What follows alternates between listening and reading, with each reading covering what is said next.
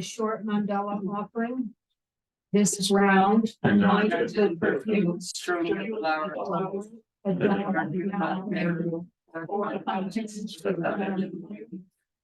imagine this as good and great. We are all living beings enjoy His field.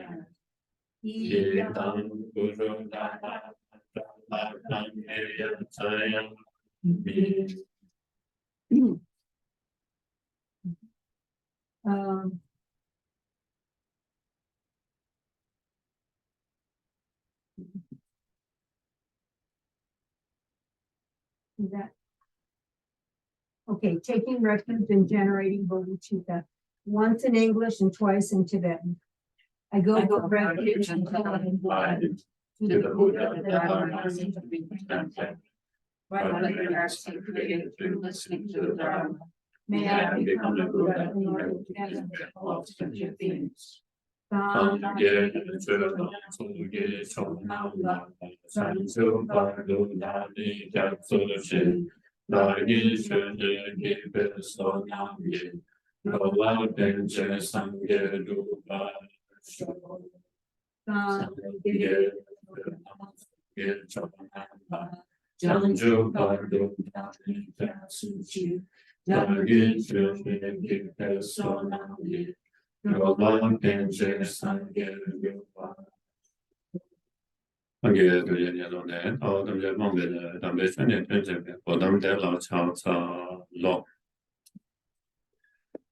recently we have just started the series on Four Noble Truth, and we for a couple of weeks, few weeks, we discuss about the first two. So we talk about how life is suffering. Ordinary samsaric life is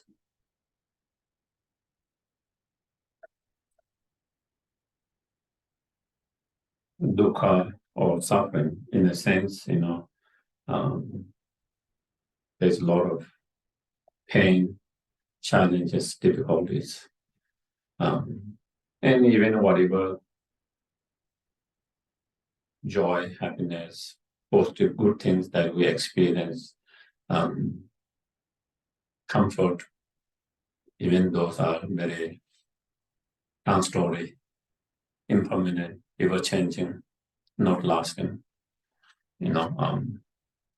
So that is the nature of that is the very nature of the samsaric existence, samsaric life. And the second, so that was the first, and second, and now we talk about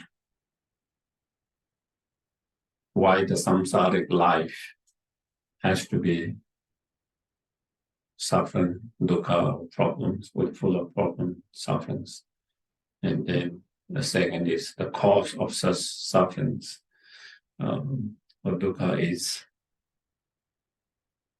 the karma and the delusions. It is due to mainly due to our own result of our own karmic potential and the afflicted emotions of the delusion, defilements. That is the main kind of primary cause. But of course, temporary, immediate cause and condition, there could be a lot of other things existing, So it's a combination of samsaric, combination of karmic potential and then immediate conditions, And in terms of immediate conditions,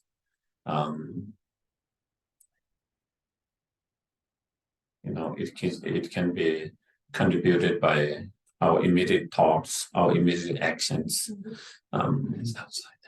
as well as other conditions,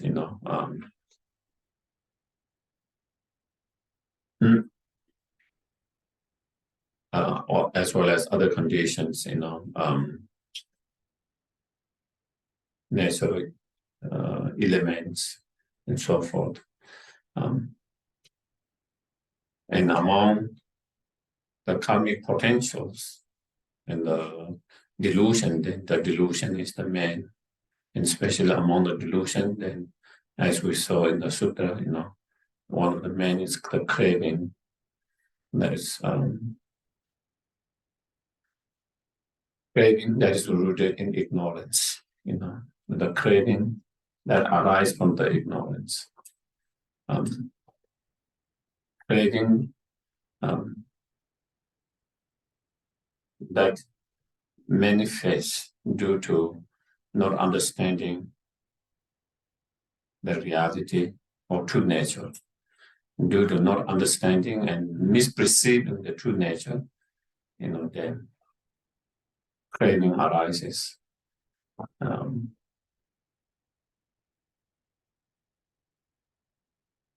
And as well as other afflictive emotions such as anger and so forth. And those give rise to the suffering and samsara. Rebirth. So the concept, the Buddhist concept of karma and reincarnation come through this part of the second noble truth. When we talk about the cause of the sufferings, then that's where it comes from. So today we already discussed quite a bit last week on the delusions and a little bit on karma as well.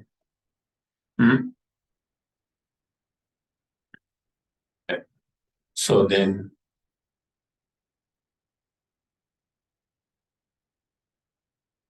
with the first, in term, as Matthias explained, with the first noble truth,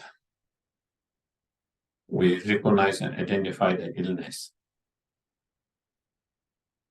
With the second truth, then we recognize the cause of the illness. So with these two, we identify the illness and cause of the illness. And next is there a cure to that illness or not? Is there a cure to that illness or not? Is there a cure? Is there a solutions or cure to these sufferings? If there is no cure, it's meaningless to talk about it. When there is no solutions, even this problem, if there is no solution to the problem, forget about it, not think about it. Why think about it? Why worry about it? Why let your mind think and worry and discuss about it if there's no solutions? But if there is a solution, then we should talk about it, because then we can talk how to cure, how to find the solution, and how to solve the problems. And so then that is where next comes. If there was no truth of cessation and the path, the Buddha will not discuss about the first two truth. There is no point of discussing about it. But since there is the solutions, there is the cure, and the hope, and there is the medicine, the path to do that, and therefore then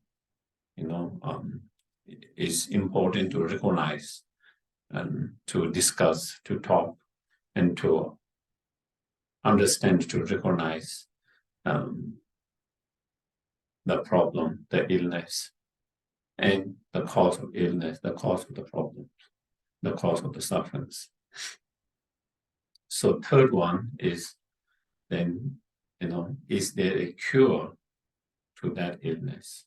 Is there a solution to the problem? Can that suffering be ended? Can the suffering be ended not temporarily, but completely permanently,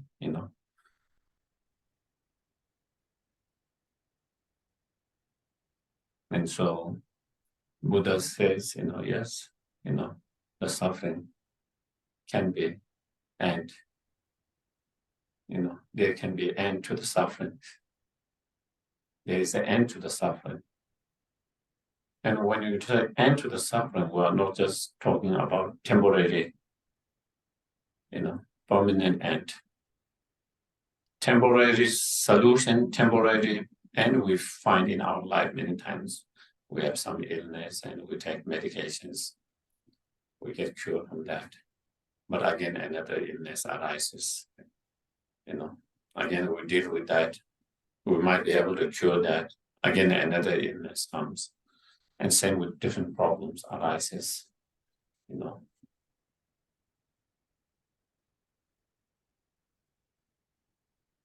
Whether in a relationship, whether in a financial situations, whether in our health, all different things. Sometimes we encounter certain problems, certain challenges. And sometimes we are able to find a solution to the temporary solutions. We kind of end that problems. But the problem is, again, another similar problem arises again.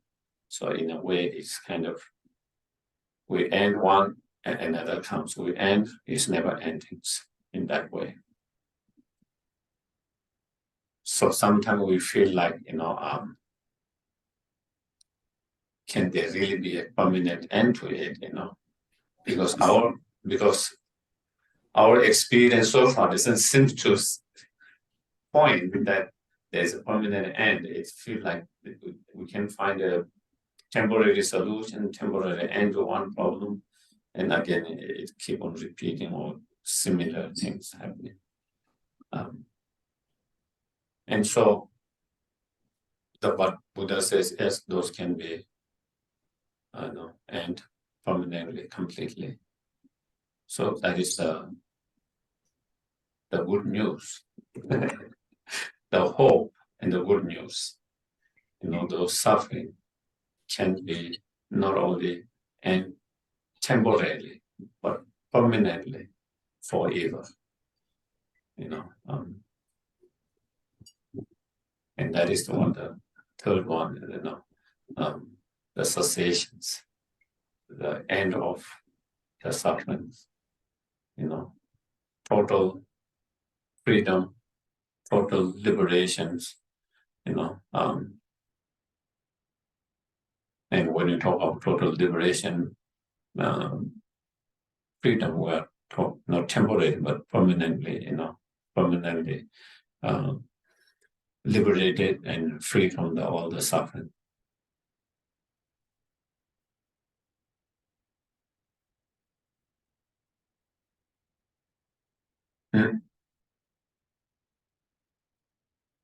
So therefore, cessation or nirvana is possible. It is possible. It is possible. And it is possible because the cause of suffering, which Buddha described and identified, can be cleansed, purified, overcome. If you can overcome the cause that give rise to the result of suffering, then once you are able to get rid of that cause, the root of that, there's no more result from that. And then that is the permanent end. At the moment, it's like we are cutting the branch. We cut the branch this year, but after next year, it will start to grow another around there. And again, after a few years, we cut it, again, it starts to grow. That is what at the moment. But if you cut from the very root of that, you don't have to cut every year. It's permanently.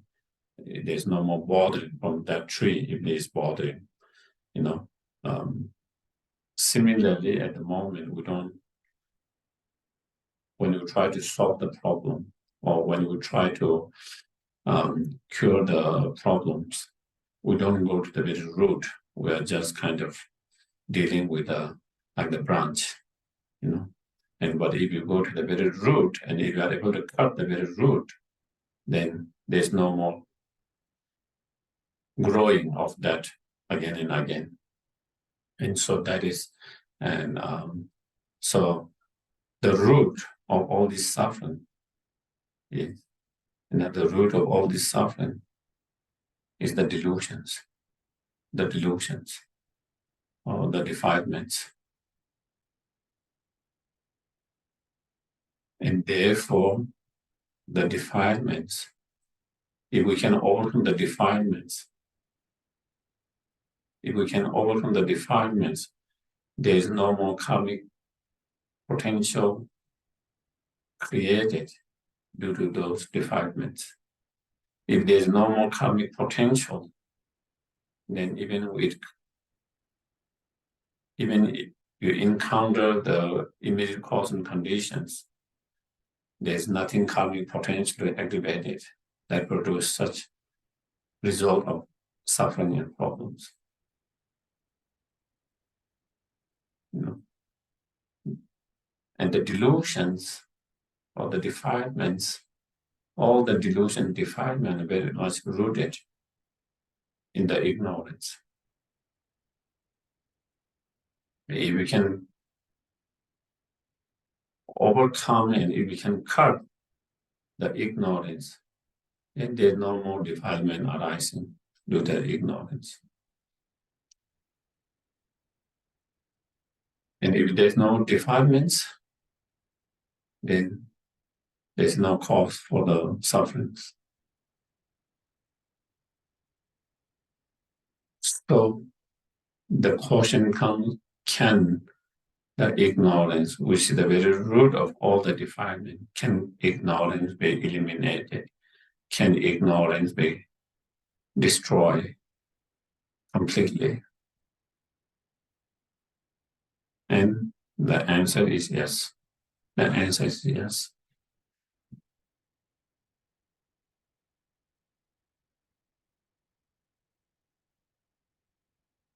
And on few different levels.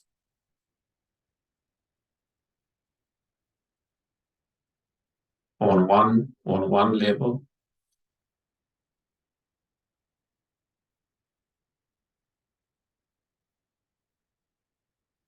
the very basic fundamental nature of our mind is unpolluted, diluted in its nature.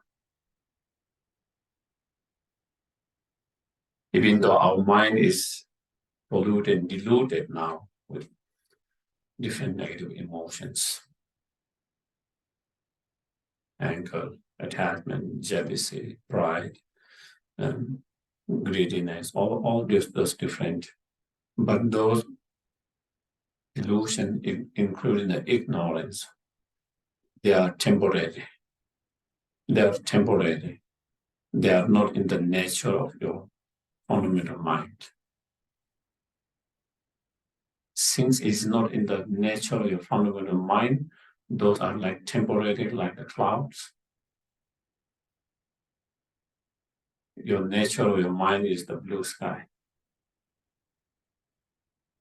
And those afflictive emotions are like the clouds.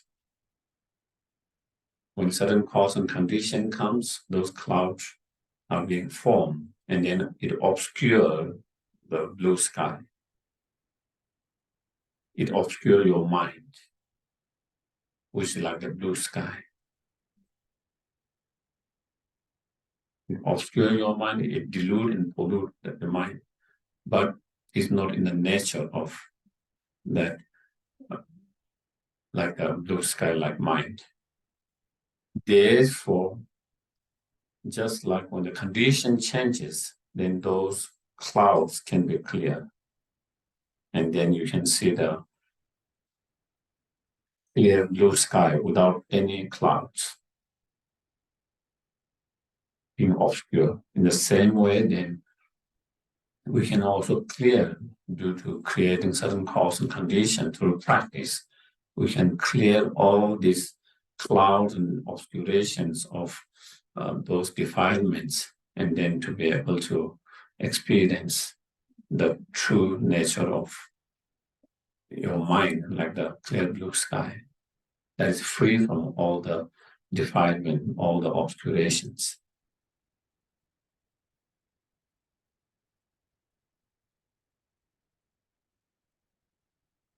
And we can say, to some, we can see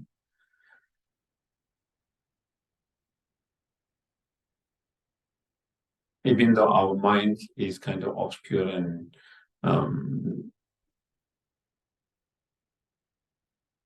deluded and polluted by those defilements, but it is not the nature of the mind. Because it's in the nature of the mind, then it will always be there as long as your mind is there, because it's the nature of the mind.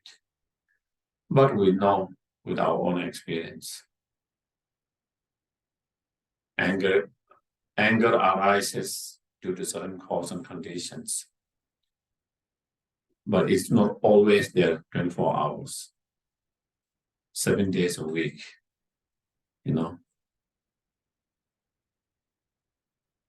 months, a year. There are certain time it arises due to certain condition, and there are certain time when you don't have the anger. Same with feeling of strong craving or desire of certain objects or certain things. There are times when due to certain cause and condition, strong desire arises, strong craving arises. But also we know that craving, desire is not there 24 hours, 7 days a week, all month, all year, all the time, even though our mind is always there. So the craving, the anger is not in the nature of the mind, because if it is in the nature of the mind, as long as the mind is there, it will always be there. That is another sign, it's a sign that those delusions are temporary and not in the nature of the mind. I think these are important to really understand, to see the possibility of the cessation, the liberations. If we don't really understand that, then it just becomes belief. We don't have convictions, Well, the Buddha said, and my teacher says, all the scripture says liberation possible, cessation possible, but you are not so sure, you don't have convictions. But when you analyze in that way, then you begin to say, oh, it is possible, because the true nature of my mind is unpolluted nature. Those delusions are just a temporary. On one level. On the second level, as all the defilements are rooted in the ignorance, and the ignorance is a mistaken mind.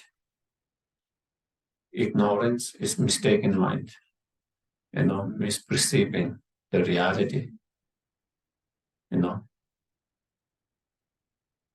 misperceiving the reality, not understanding or recognizing the reality,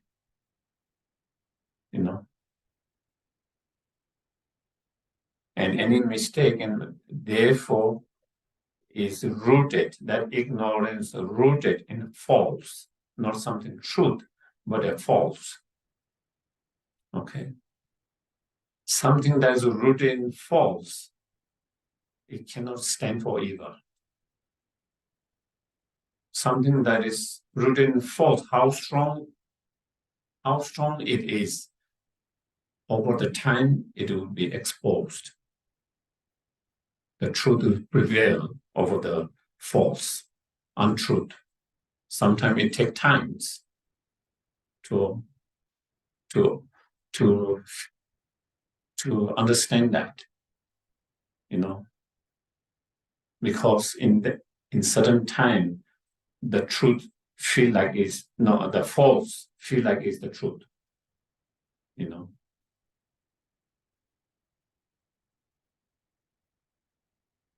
Not only our ignorance, even we look information in the world, isn't it? At a certain time, certain centuries, at a certain time, that everyone believed this was the truth because it's so strong at that moment.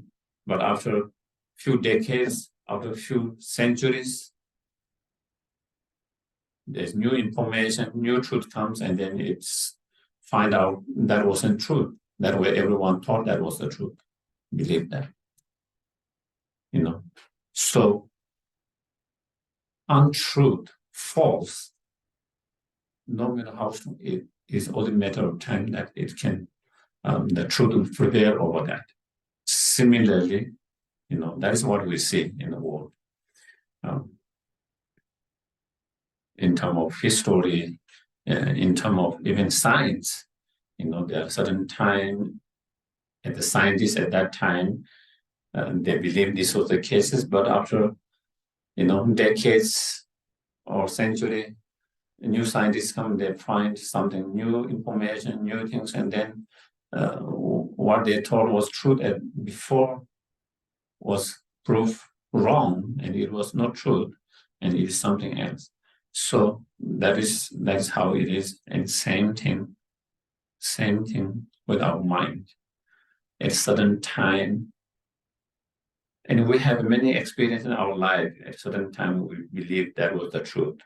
Our, you know, in many things, in many areas, we thought that was truth, but after some time, then you find, well, that wasn't truth. I was mistaken. That was mistaken. I was ignorance. I didn't know.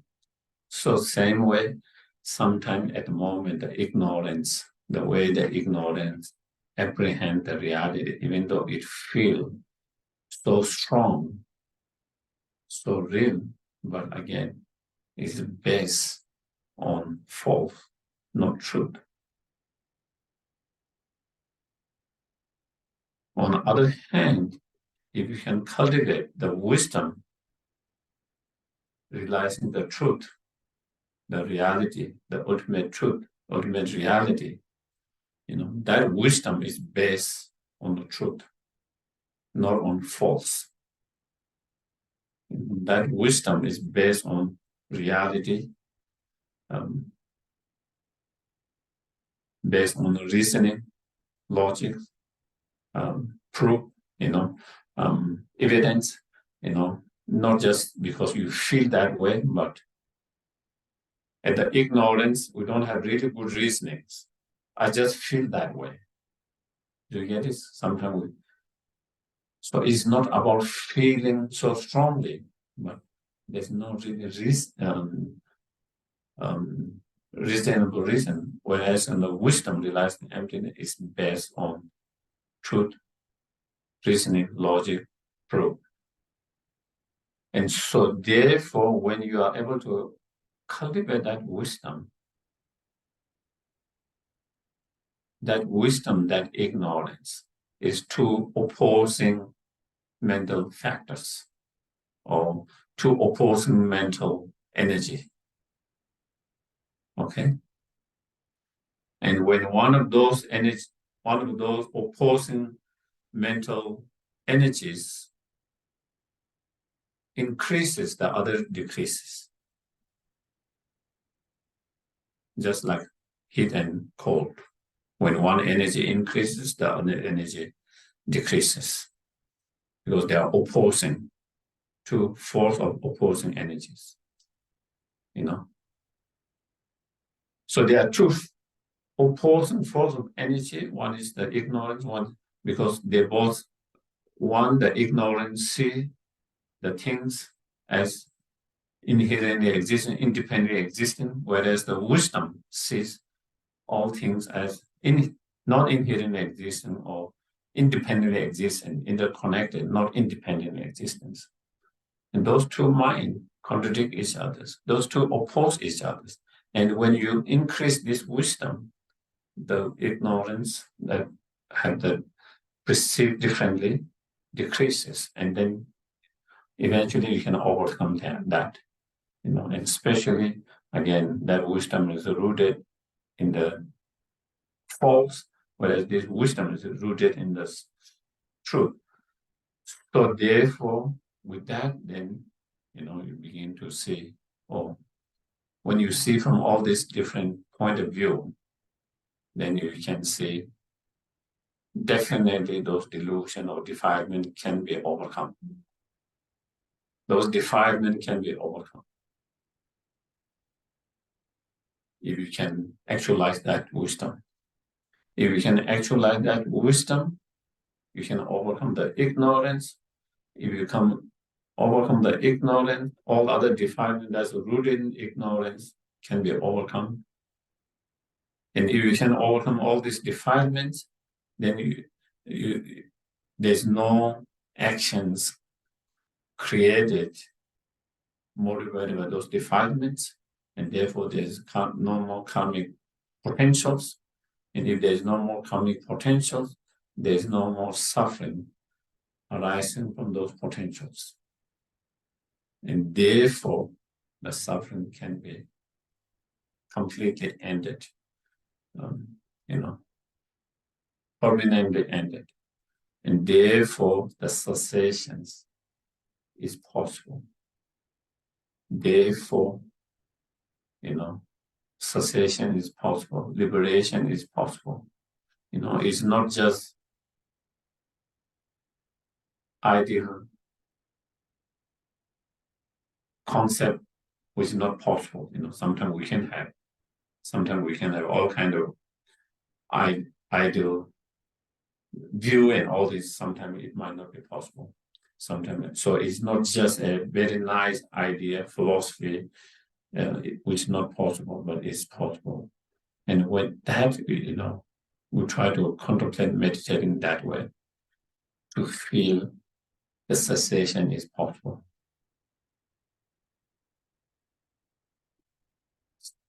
If you feel cessation is possible, liberation is possible, it gives you a lot of enthusiasm in your practice, a lot of more energy, a lot of enthusiasm in your practice.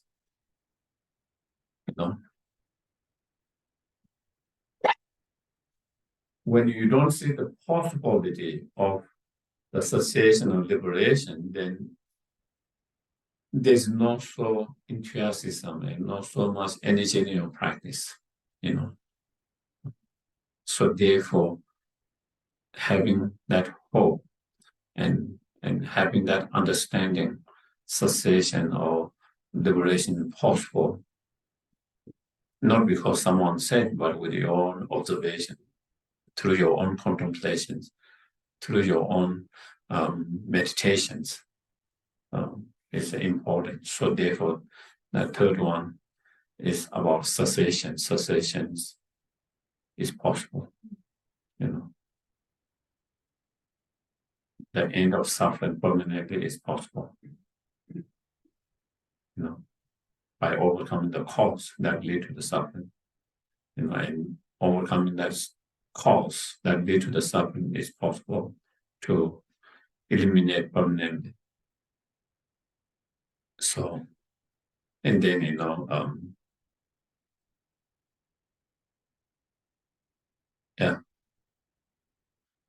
in terms of cessations, nirvana, then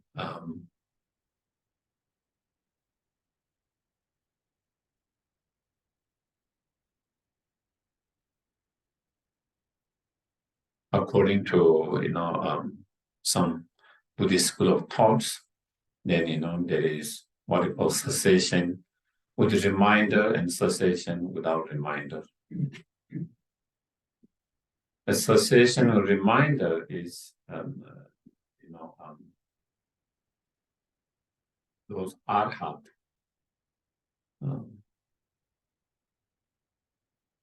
with this samsaric physical body,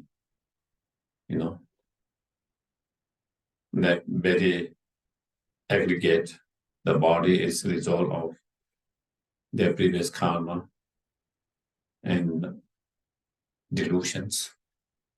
But then in this life, they work with their practice and they are able to overcome all the delusions, free from the delusion. And then when their mind is totally free from the delusions, okay, then that's when they achieve nirvana cessations, But they still have this body,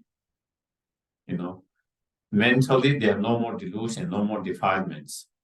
Through their meditation practice, they have been able to eliminate and destroy all the defilement, all the afflictive emotion. There's no more of that.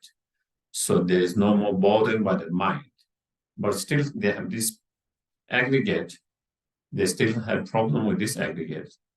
They still need to die. They still get old age. Problem with the old age. Those physical pain, physical discomfort, they cannot kind of escape because they still have this aggregate that's a result of previous karma and delusions. So therefore, their cessation is called cessation with reminder because they still have this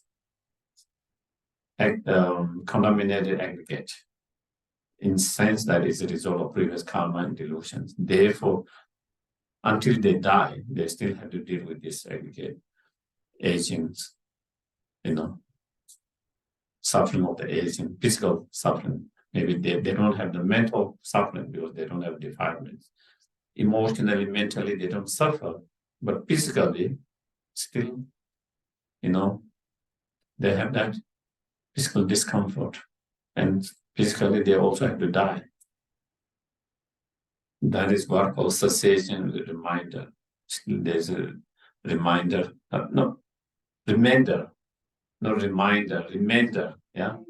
Sorry, not reminder, remainder, remain from something past. The aggregates remain from the previous karma and defilements. It's not reminder, but remainder. Big difference.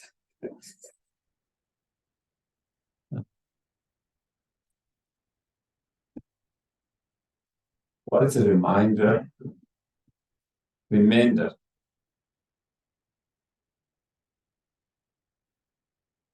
Then cessation without remainder, then when you die, then there is no more remain from the previous karma and delusion. That aggregate's gone now. You still have the cessation, but without any remain of any aggregate, anything from the past, karma and the delusion. So that is what we call, what they explain, the cessation with remainder and cessation without remainder. Okay.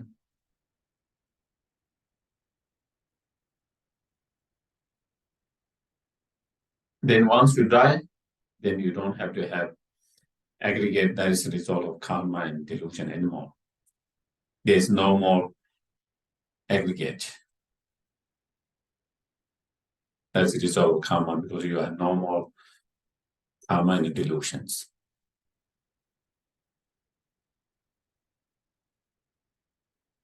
Then from that, not only you are free from all the emotional, mental pain, also you are free from the physical pain. No more mental, emotional, and physical pain. The physical pain is because of those such aggregates. So,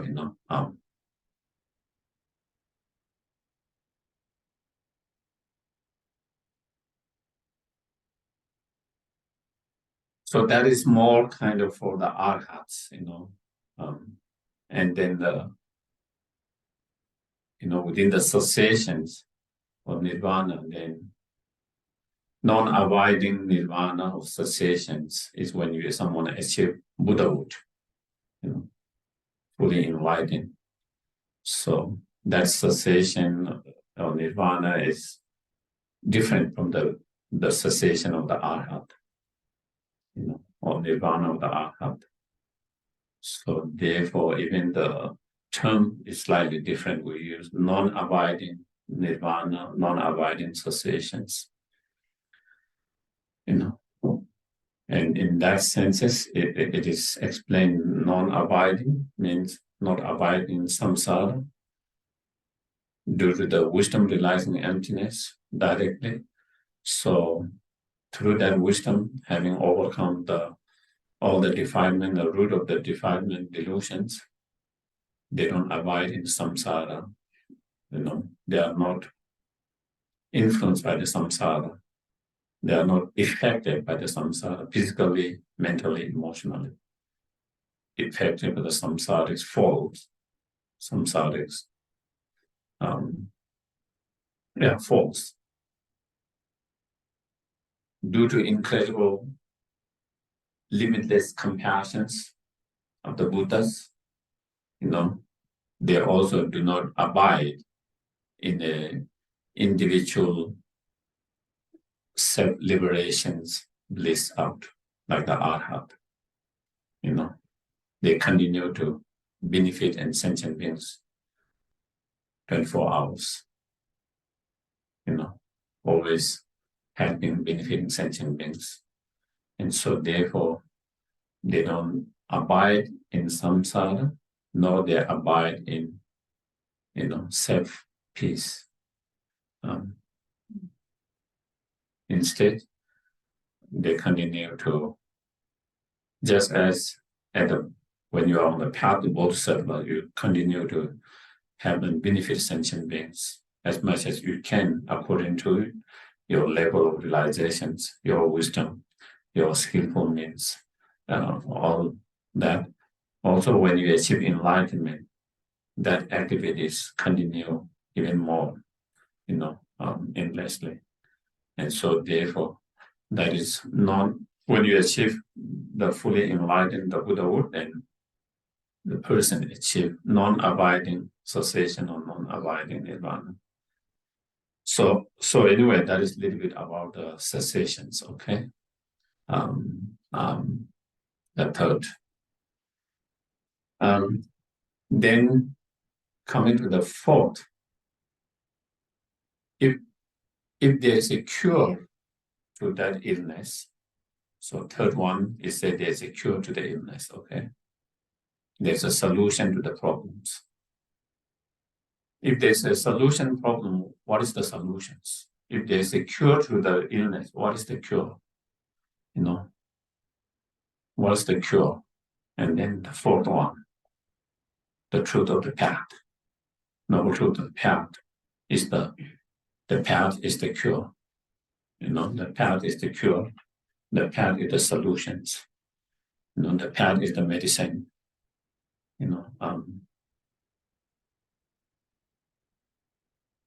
So then that cure, that medicine, that refuge, that protectors, whatever you call, that is the path. The path is the real refuge. The real refuge is that path. That path, when you are able to activate that, actualize that path within yourself, then that is the true refuge. That's the true cure. That's the true medicines. That's the true protectors that can protect you, protect your mind and yourself. So then the path, Eight Noble Path, okay, the Eight Noble Path.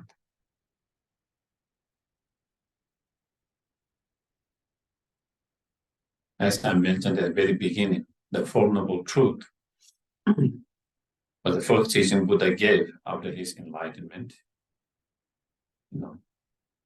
And not only first, throughout 45 years, he gave these teachings many times, many places, in a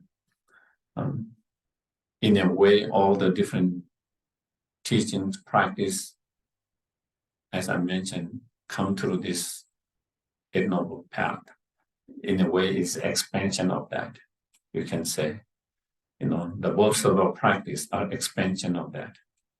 And then Vajrayana practice and the teachings are expansions of those Mahayana teachings. So, it is like this is the foundation from where then when it expands on certain part of that practice, then the Bodhisattva practice and other practice arises. And within that Bodhisattva practice, mind practice, again, when you talk about a certain expansion of the mind and subtle mind, and then the Vajrayana teachings come to the expansion of that. So therefore, we can say all the teaching, all the practice is very much rooted in that. It's the foundations. No matter what different practice lineage you follow, the very root, very foundation is the Four Noble Truth. It is always rooted, and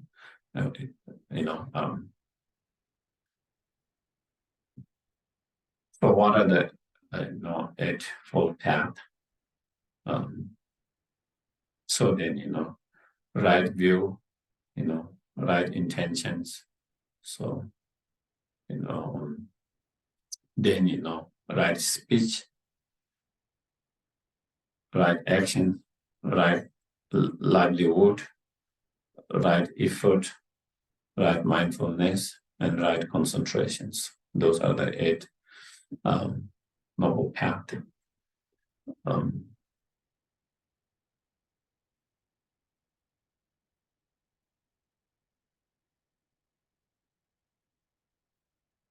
And so, even though there is kind of presentation in right view, right intentions, and right speech, and so forth, in that sequences, when we practice, we try to practice all of them simultaneously, integrate them all. It's not like you practice one and then you go to the next one and then you go to the next one like that way. You try to integrate all of them simultaneously in our everyday life. So practicing the Buddhism means integrating those in our everyday life. Integrating that in our everyday life, living our life according to those eight noble, path. Integrating that in our everyday life all the time, all of them.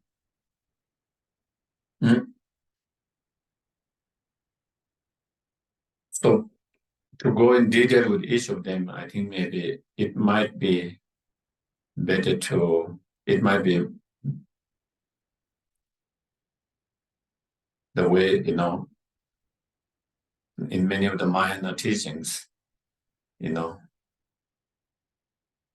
those eight noble paths are presented within the context of Tirihaya training. Okay? Those eight noble paths are presented within what they call Tirihaya training. Okay? The training of ethical discipline, the training of mental discipline, and the training of wisdom. Okay, and those three of those eight noble paths are included in the training of ethical discipline. Three of them are part of the training in the mental discipline, and two of them part of training in the wisdom. Part of the training in the wisdom. And so maybe it might be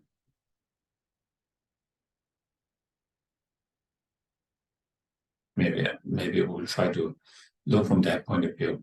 Okay.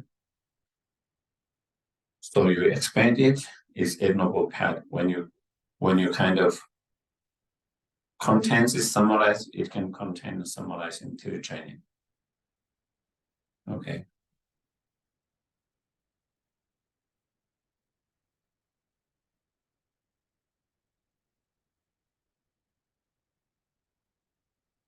So there's training, ethical or moral discipline, mental discipline, and wisdom.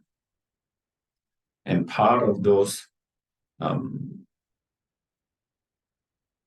ethical disciplines are very much those ethical or moral discipline are very much rooted or based on love, compassion, kindness, non-violence.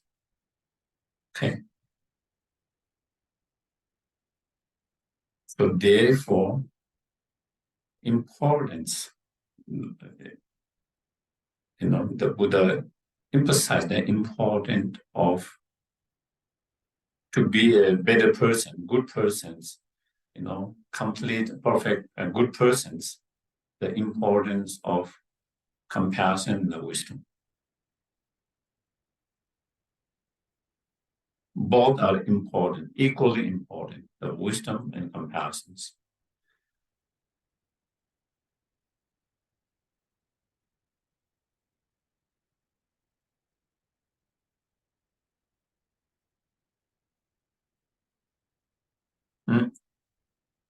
If you don't have wisdom, even if you are very kind, compassion, loving, caring,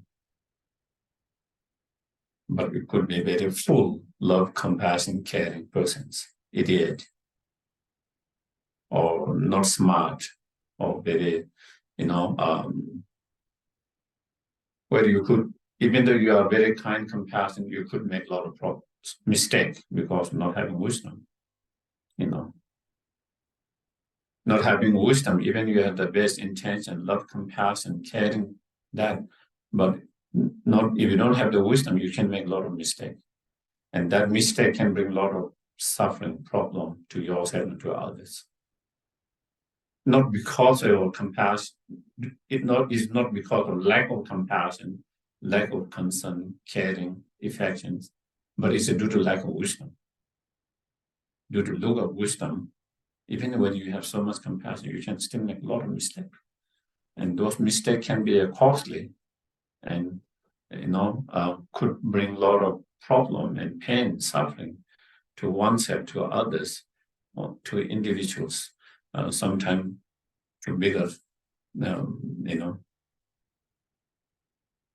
in the society as well. On the other hand, if you have the wisdom, very intelligent, very intelligent, but if you don't have compassion, then you become like a rock, very heartless person, very like, no feeling, no emotions, no feeling for others, just like a robot,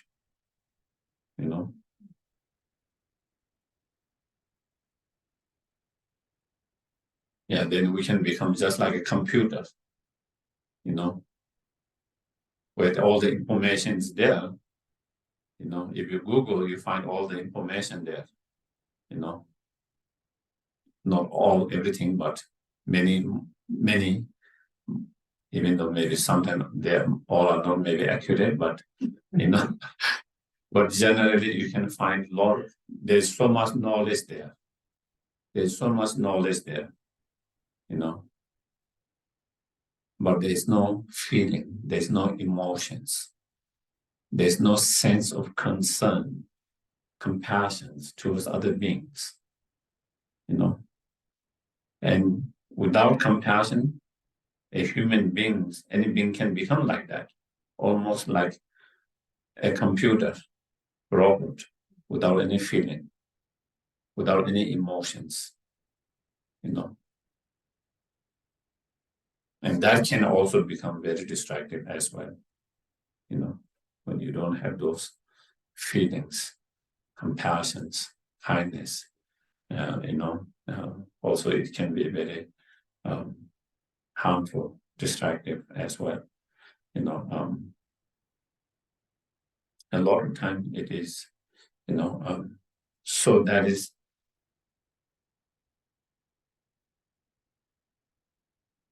so therefore, in many of the Mahayana teaching, they explain that we need the two wings, like the bird to fly. You need the two wings. If one wing's damaged, you cannot fly.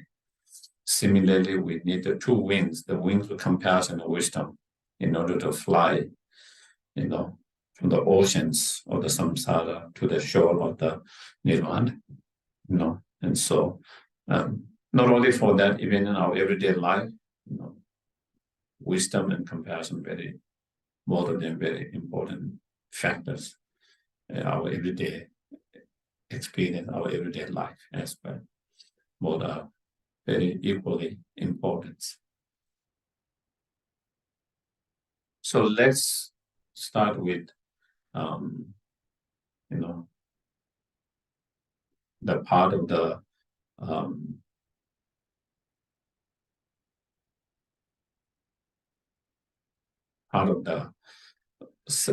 Eightfold Path, which are part of the training in ethical or moral discipline. So the right speech, right actions, right livelihood, those three are part of that. Okay, part of training.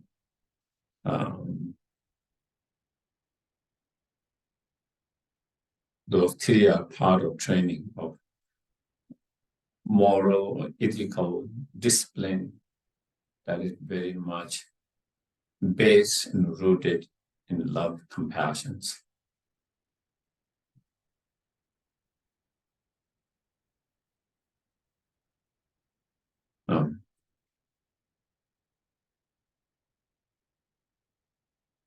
So let's say right speech.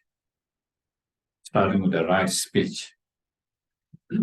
Right speech means avoiding or abstaining from lying, from not being truthful, in your speech, from misleading, so lying. So we try to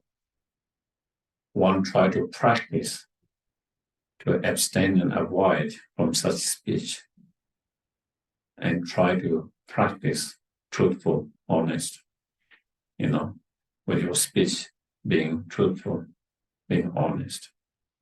You try to avoid lying, and then try to engage in practice being truthful in your speech. Why?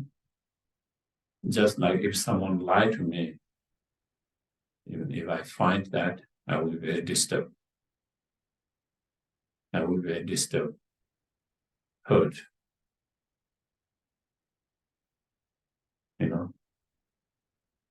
Just like that, just as you don't want to get hurt, you don't want to feel you are being deceived. You don't want to feel, you are misled. Same way, understanding each and every living beings also does not want to get hurt like yourself. They don't want to feel like we are being deceived, misled. So with that understanding, with that compassion mind, not wanting to hurt someone, not wanting to cheat someone, not wanting to mislead someone, then you try to avoid lying and try to instead practice a speech of being honest, truthful. So that practice of speech, avoiding such harmful speech and engage in a beneficial speech, wholesome speech, is based on compassion, not wanting to hurt someone, not wanting to lie to someone, not wanting to mislead someone. Just like not lying, also in speech, we try to avoid and abstain from backbiting, slandering, talking bad about others, behind, and creating divisions, disharmony, enmities, creating some kind of divisions within two individuals, whether it is within two individuals, whether it is within the different community, society, whether it is within countries and all that.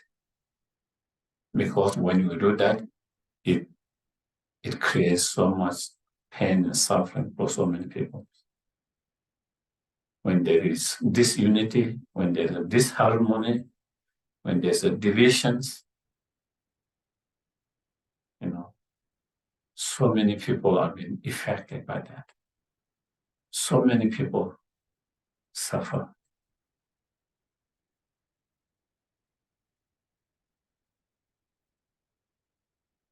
And we see that is what's happened in this country. Family on family level. And then, among two persons, among whether it's between children's siblings, whether it's between parent and children's, whether it's between two wife, husband, partners, whether it's between friends, whether it's between sanghas, all different, And so when there is that kind of disharmony, division, and that kind of divisive speech, and due to that, so many people's life have been affected. So much people's life been affected. Not only those who engage directly in that kind of conflict, but even who are neutral, who are not part of this and that, even they get affected by that. If I see two members of my family fighting and disharmony, even though I don't want to take a side with my father or mother, I still get affected by that. And that is, I think, in this country, the whole country, the whole people is feeling the effect of that. Even though maybe it might be a conflict with two strong views, but even people who are not supporting any of the views, they still feel that effect. Because they are part of that society, community. And so everyone suffer, everyone feel that, And that is also what happens, whether in family, whether in a sangha, anywhere, when there is conflict, divisions, even the people who are not taking any side, who are trying to put together, even they get affected by them, even they feel the suffering, even they get affected by that, And so therefore, trying to avoid, being mindful what we say. When we talk about something, someone, we have to be very mindful and careful that we are not creating some kind of divisions, some kind of disharmony. Sometimes we are not aware of what we are saying because we are not mindful, and with our speech, not being aware, sometimes we create, even without intentions, can create that.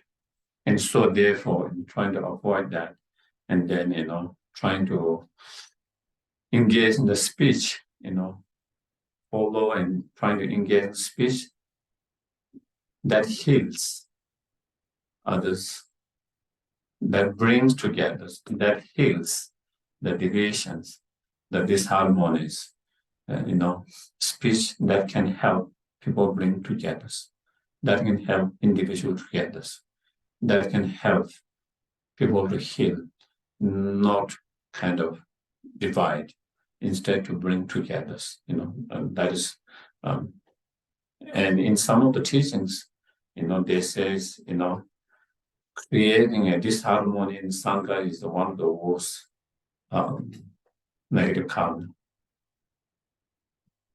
In some sutra and some teaching, they say creating a disharmony in Sangha is more negative karma than destroying millions of stupas, holy objects.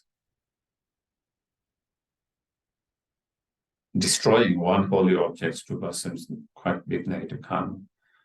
To destroy millions of that is his, and in those some of the teachings, they say this creating disharmony in a Sangha is even much worse, because it disturbs people's mind, Sanghas, because of that, people can lose their path. People can lose their path. They can lose their interest and their inspirations to practice path by seeing this kind of disharmony. And they say, I want nothing to do with that. Not only with the Sangha, then I want nothing to do with such spiritual path that the Sangha is supposed to practice, belong to. And that can make them lose their path for many, many lifetimes too. When they have so much potential to make so much, there's so much potential that they could make so much improvement in this life if they follow the path. But because of someone creating some kind of disharmony and divisions, and then it affects so many people and they feel, I'm done with it, and they lose all interest, they lose all the inspirations, and they give up the path, and what they could have lost. So therefore, that is very, very careful, very, very careful. We have to be very careful, without speech. And then, other speech is, harsh speech,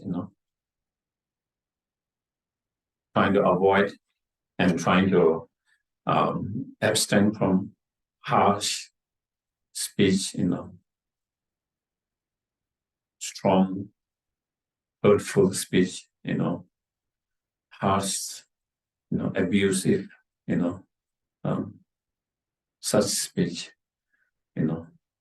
Instead, we try to practice kind, gentle, loving speech.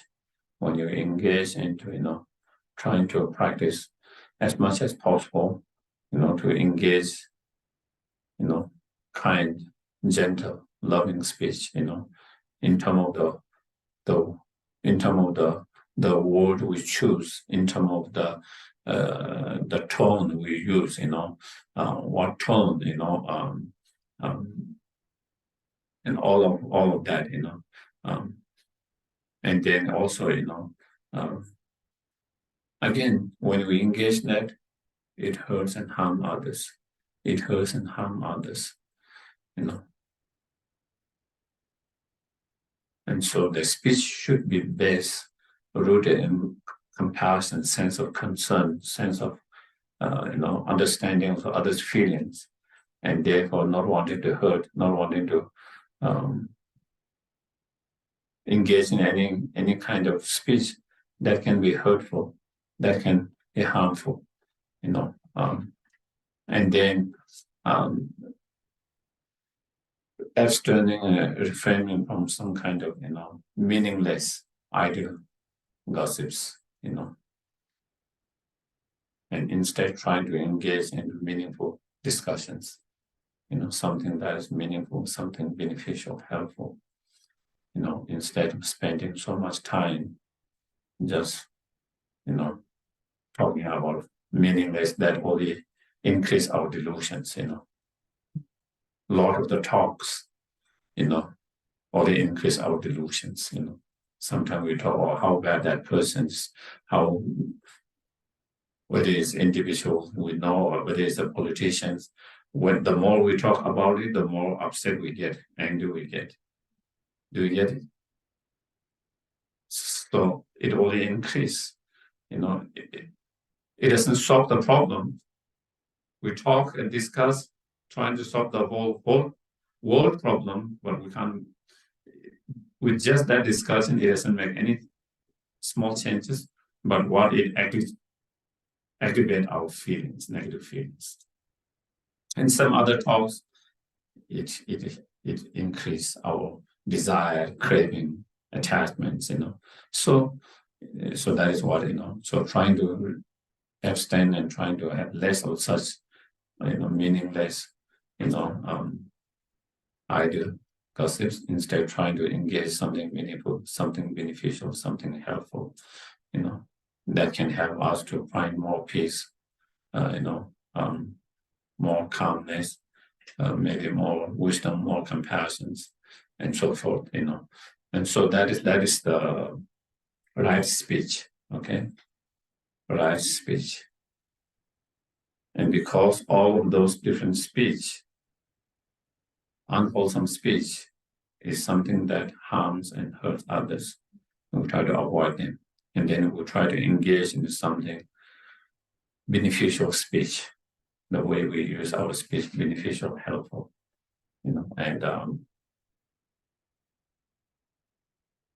yeah, and sometimes we don't pay so much attention and not so much mindful, but sometimes we, our speech can be much more powerful than our actions. You can hurt someone with your speech much more than physically. Sometimes physical abuse and verbal abuse, the verbal abuse could have much more stronger effect on someone. Normally we think of physical abuse is horrible, and it is horrible. And we might think verbal speech is not as horrible or as not bad, but sometimes the effect of verbal speech, harsh speech, harmful, can have more stronger negative impact on others than even the physical. So the speech is very powerful how we use it. If we use positively, it has incredible power. If we use negatively, it also has very strong negative power to destroy. Look at nowadays, in one way speech, another way, social medias, you are not saying directly, but you are writing different things. And you hear, a lot of young children, they suicide because people are writing all kinds of things on social medias. That is form of speech, saying bad things,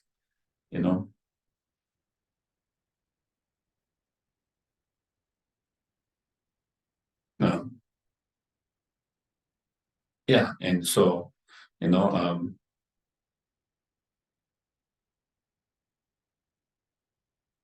that can destroy someone's life,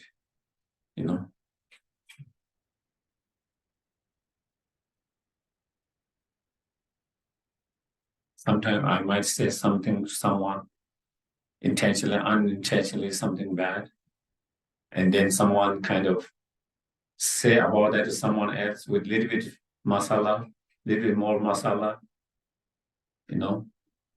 and little bit more, and that one's show to another, and then by the end, it's reach someone else.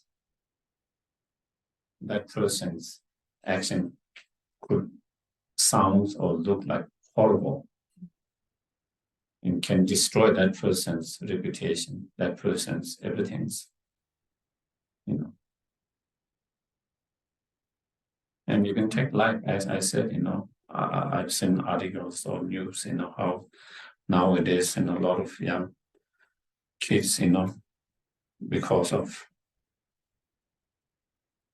how people can become a very, harsh and aggressive, on social media and so, writing, and that affect others, and they cannot deal with that, and they don't have the tool to deal with that. They don't know how to deal with that, and it make them very depressed, negative about themselves, and taking, worst cases, taking their lives. So that is the power of the speech. So we have, by recognizing the power of speech, we have to be careful how to use our speech and not to use negatively, but instead use it positively. So that is the whole kind of message and practice there. So anyway, I can take 1 or 2 questions if there is.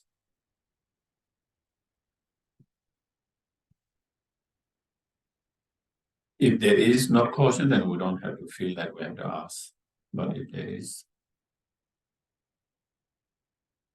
Okay, then, And I pass around the Geshe care sheet. We're talking really about October 5 and October 6. Well, October 6 is taken care of. We need housing for October 5 and a ride for October 5. So I'll just start this with Janine and you can pass it around, Janine. Well, we should mention, Geshe Sherab plans to hike up to Wheeler that Friday. no, Are you not going to do that now? no. Oh, okay. The dedications. Well, You want? I don't think it's gone around yet. I don't know whether we have a chance. Okay, Time. that's okay. Does anybody have anyone you'd like us to put down for prayers for obstacles in their life or for sickness in their life or for anyone who has died? Anybody? Or death, Jay Bunker. Jay Bunker? Okay. Yeah, so then we can read the dedication list. Okay. And Patty, please, for illness. Patty for illness. Patty for illness. I think Okay. she's already down there. Oh, okay. Yeah, Patty's down there. Is there anyone else? Sarah, I had some on an email. Did you see that one? That was dead was a David L. and obstacles was a Regina L. and Ali P. and Mary J. Regina L for obstacles and who else? Ali P. Okay. Ali P. Mary J. Okay. Mm, Anyone else? that's all I can think of right now. Okay. And dead also was oh my gosh, I can't remember. Well, a horse that died. It was CH something or another. Just right, Okay. a horse that died. Yeah. Okay. I have Thank you. another for illness, Susan Okay. I've got Susan. M. Is that another person, Susan? I don't know. SUSANN. Okay. Susan. Okay. Thank you. You're welcome. So for people who are having obstacles in their lives, we need to remember Jessica, Moses H, Liam and sister, Juliana H, Ali P, Cordia S, Robin W, Rolf, Andrea, Morocco victims, John and Margaret, Regina L, and Mary J. And then for people who are struggling with sickness, we need to remember Rolf, Honora P, Hillary B, Girago S, Rick M, John, Jim B, Perrine G, Terry Bond, Kelly, Hauser, Linda H, Patty, Evan Martinez, Tony, and Suzanne. And for death, we remember Bill Richardson, Norm, can't read that one, Lydia, I think, Morocco victims, J, Bunker, David, L, and CH. Now, Dedication prayer. Due to the merits of these. Go to his actions, may I freely attain the spirit of wisdom and lead all living beings without exception into the United States. May the supreme evil punish it, that is not obvious and may not grace resurrection, but in grace, but in the grace of the Now, long life prayers for His Holiness the Dalai Lama. The wish granted in tools, so everything happiness is one. To be incomparably kind and faithful, I think we did. May all of your holiness on the now also Hito, who is Lama Yeshu's incarnation. Venerable One, speaking of whose kindness exceeds that of all the conquerors, for those wanderers far away, mindful of your loving for us, and intentionally descending again into a family of forest and land. We make this request, O Lama, please live long. And now a prayer for the swift return of Lama Zopa Rinpoche by His Holiness the 14th Dalai Lama, peerless teacher and family of the victorious ones. Victorious was among the biggest answers, all the knowledge of speaking different languages. Please Basics of the accept the virtue virtue and holiness accomplished in this prayer prayer, here and now. holding and serving, spread completely Through explanation and practice. You are the patient that is never discouraged, incomparable and glory to you and I make request. While striving single-mindedly in the state of victorious one Satan's, the thought gave way to which all infected against your life. And for one of human beings, Peace. what a great loss. Nevertheless, the unceasing truth of the pleasant devotions of the individuals and the great waves of the street of the children of the victorious ones. May the smile of the reincarnation fruiting being in the glory for once in disciples. Thank you very much, everyone. Good night. Thank you. Thank you. And I think in the summer we used to have a break and between the class, but I think winter because it's getting dark, so we just didn't have so. But you can, I think there are some things, and if you want to just Okay, yes. so yeah. Thank you. Good night, everyone. Thank you. Good night.